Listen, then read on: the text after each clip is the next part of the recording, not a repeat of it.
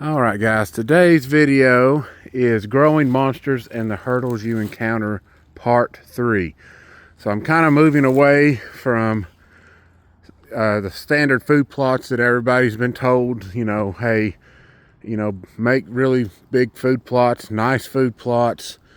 Soil health is becoming more and more of a key focus, or at least I hope it is.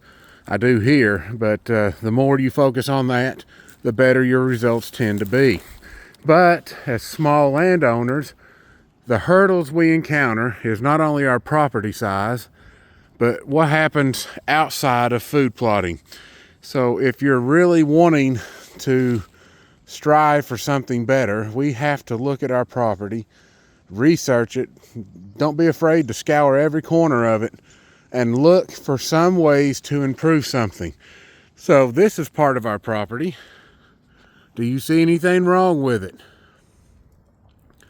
As a person wanting bigger, better deer, there's a lot that is wrong right here. This is a fantastic way to improve the odds of growing larger deer or having deer on your property for a longer stint. One of the issues is the fact that these woods are wide open, but there's also another benefit to that too. I'll talk about that here in a minute. What you see here is very little oak trees. So there's not going to be a lot of grains laying on the ground here. It's only going to be in certain areas, which is right in here. This is all a dead zone for oaks. There's no oaks here that are big enough to produce yet. You got to be honest with yourself and do these evaluations of your property if you're looking for a better way to not only hold deer, but maybe bump them up in another weight bracket. So as of right now, when you look at this, there is nothing here that is edible.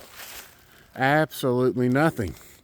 The only thing here that the deer will eventually get to, and of course this limb's dead, but is when the sap starts flowing back in the tree, they'll eat those tree buds that have a little bit of a nutritional snack in them.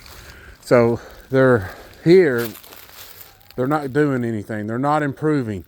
There's nothing in here to improve the quality of the deer.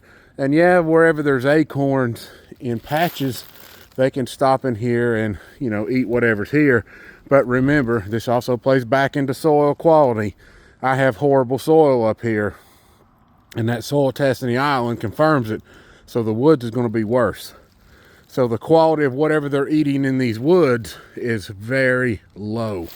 Is it going to be what the plant's genetically intended? Absolutely not. So what happens? Deer become smaller. So the only way to fix this is a couple of things you can attempt. One is you can find wherever your oak trees are. And in this case, the nearest one is right down here, and this one right here. Okay. Now remember, this soil is in super high competition for really bad nutrition. All right, this oak tree needs help. So if you want to make this tree produce more and or contain more nutrients, you're going to have to remove competing trees around these oaks. So if you're focusing on the nut health of these trees, that is one thing that you can attempt to do. Do not use P&K fertilizer on these. You're encouraging growth. There's been plenty of studies that's already proven that. Chestnut trees can be a little different because of how they behave.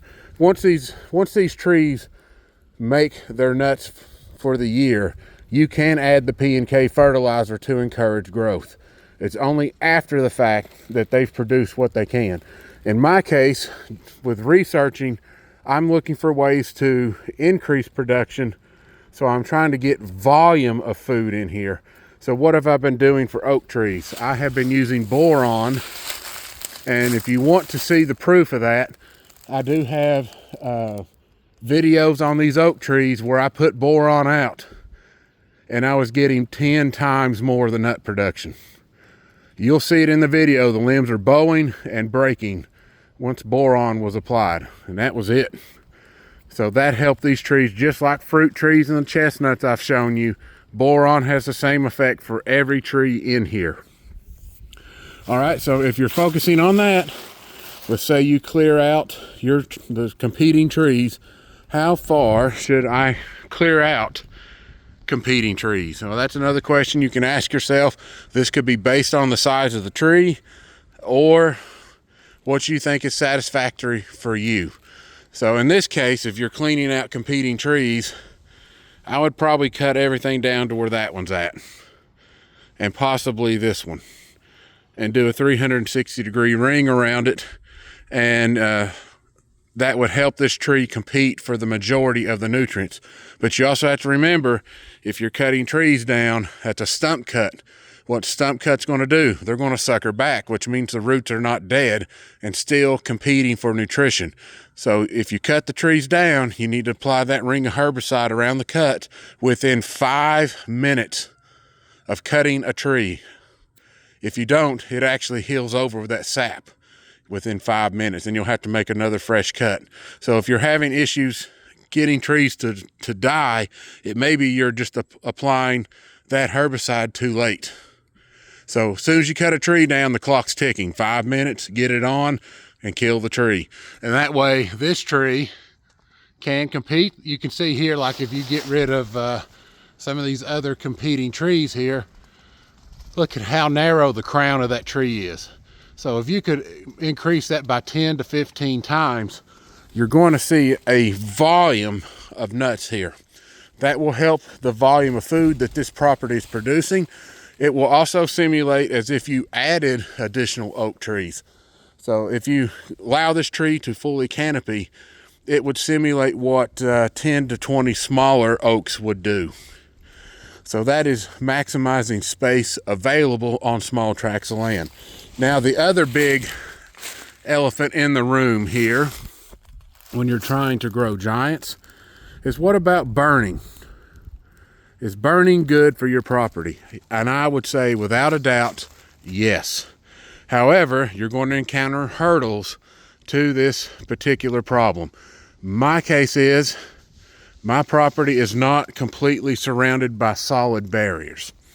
So if I was to set this woods on fire, the only thing that I could safely burn is this area I'm filming right now, because of the roadbed makes a complete encompassing circle around this part of the woods. If I was to burn on the other side of the roadbed, because right there's the blind, if I burn where that blind's sitting, there's nothing stopping that fire. So then I'm immediately on neighbors' properties. If I have not done the proper steps of preparing for the fire, then I'm about to pay a steep, costly price. So therefore, there is the fear factor of setting your place on fire. And when it comes to doing this, I would recommend doing a lot of research on this, but you can contact your local forestry department and they can come and do it for you. So that way you can avoid any major issues. They will bring the bulldozers. In a case of, if you want to, please check out Tennessee Outdoors Fanatic. He did a property burn on his place, and that was the first time that place had been burned, I believe, since he's lived there. And it made a huge difference in his property. He called the forestry out. They came out, bulldozed out some borders for him, and lit the place on fire. They had at least 30 people working his property. And once the fire is completed, it is your responsibility to come in here and check for burning embers. So if you're looking at that route, at least do the forestry department. They do charge you money. I don't know. I can't tell you what it would be. If you're in a different state, they may charge a totally different rate. But they generally charge, I could be wrong, but I think it's like $400 to $500 for 10 acres. I may be wrong on that, at least for here. And then after that, they do it by the block, which is more expensive. So if you've got 11 acres, you might just want to burn 10 and leave the one, because it becomes way more expensive to burn just that one additional acre. So in this case, you can tell these woods have been neglected. I have been doing some small improvements in here, and that is weeding out trees that are not conducive for deer. So for instance, that stump you see right there used to be a really, really big walnut tree.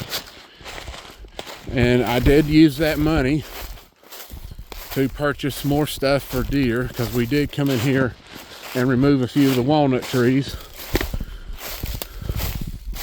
So I got rid of him, and I've got a big open expanse up here, and because of that, the greenery that's in this area has gotten thicker because of the additional sunlight, and you can see evidence of that up here.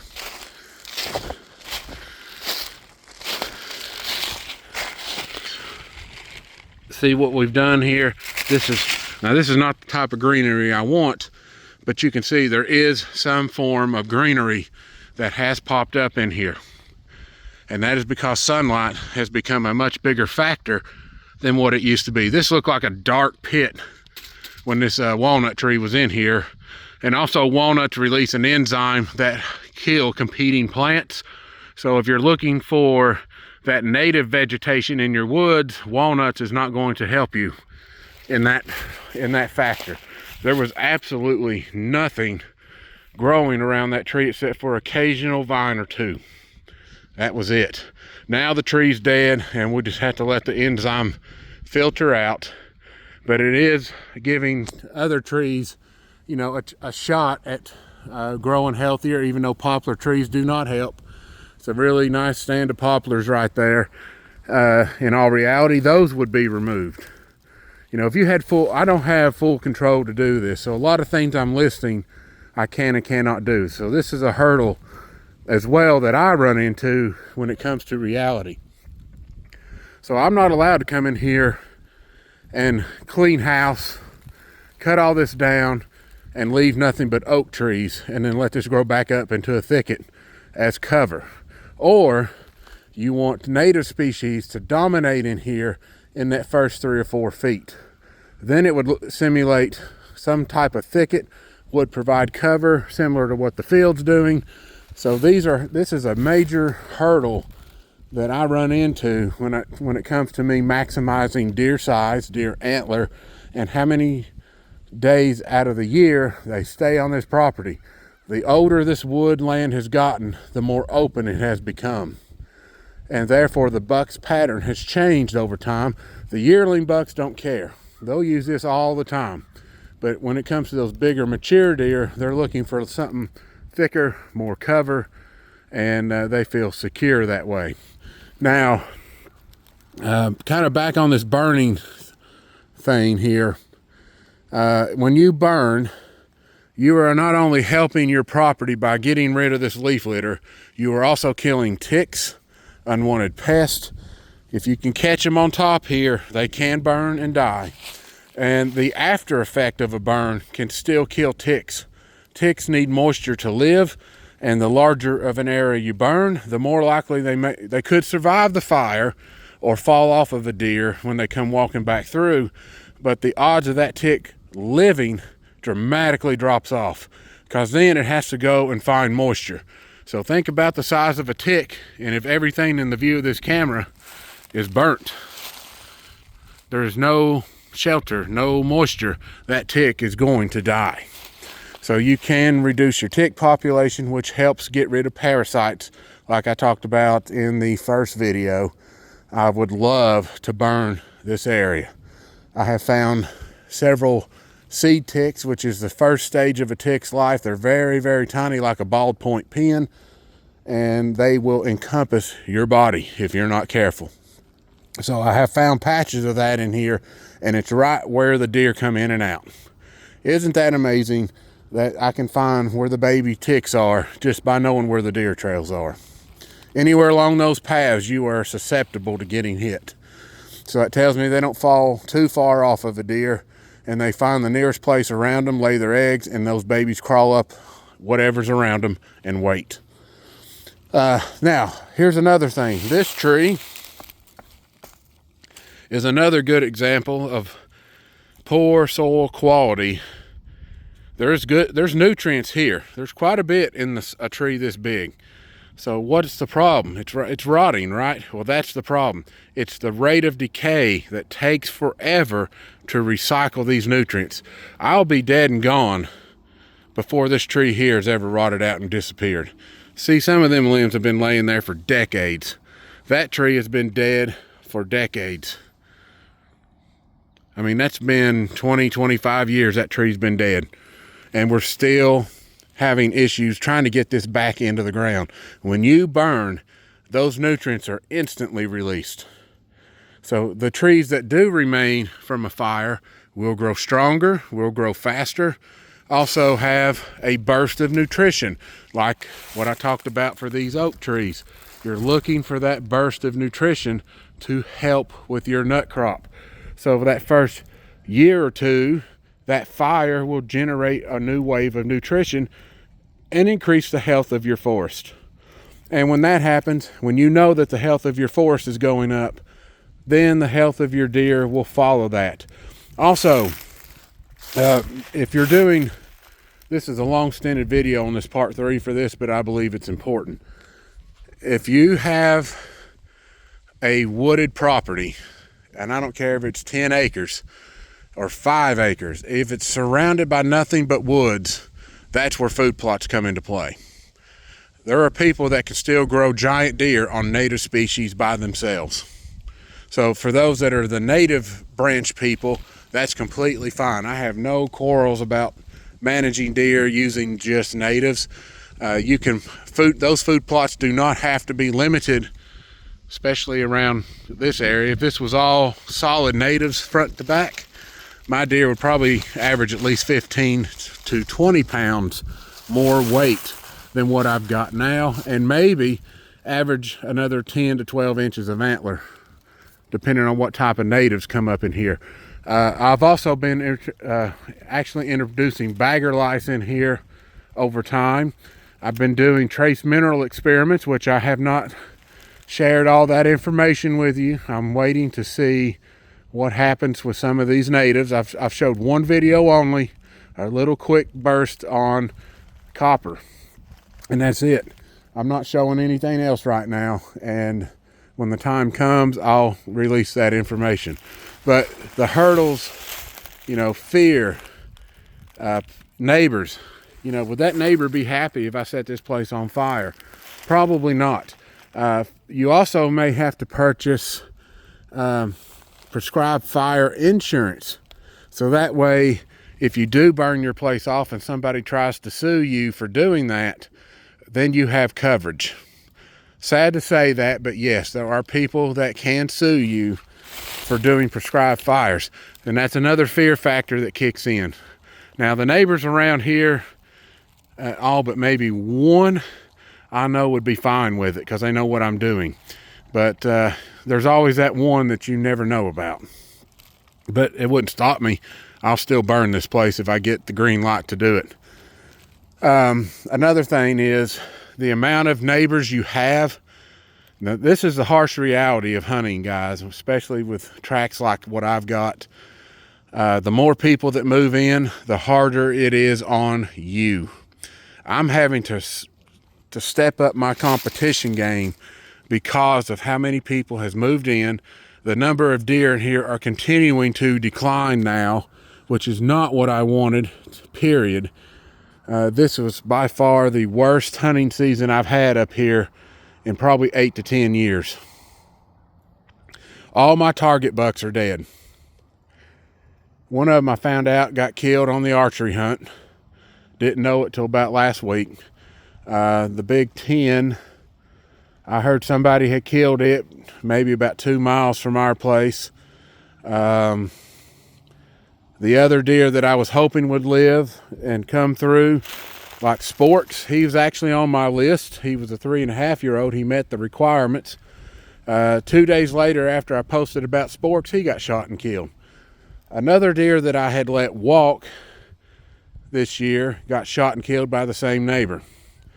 I'm questioning sometimes why. And after the agreement, I'm not so sure. We'll see. And you know, that's just the harsh reality I face. And a lot of you are going to face this same problem. You know, now we're transitioning out of the woods. Now we're going into the reality of things, even though I'm going to do a massive upscale here as far as nutrition goes, trying to draw more visiting deer in to make them regulars, or up the odds of getting twins or triplets out of does to try to boost the population again. And that's what I'm hoping for when I take these next steps forward. But this is a big time thing, guys. It's maximizing property. I don't care if you got 5 acres, make the most of it. Look for things you can tear down, destroy, and rebuild better than it was. Find a way. If you can add a 1/4 acre to your food plot, that's fine. Do it. Do whatever you think you need to do to know that you're in a better place than what you was. And when I die and leave this place, then my goal would be it's in better shape than when I received it. And that is what I intend to do as long as I'm physically able to keep doing these things. All right, guys. So somewhat of a lengthier video, not much. I will touch more on part 4 to this at a later time. I've got too many things to do right now to prep for the post rut even more than what I'm doing now, and I will do those videos as well. And you all keep trying as hard as you can. Do not get discouraged. Am I happy? No. But am I going to keep going? Absolutely yes. And I'm going to keep pushing this property, and we're going to try to produce a deer that we're going to be happy about. All right, guys, you all have a good day, and don't forget to hit that like and subscribe button and that notification bell if you're looking for more information. And of course, I've already posted tons of videos on nutrients, plant types, different things. If you're interested in that, they're already there. Just feel free to scroll through and look for them. Have a good one.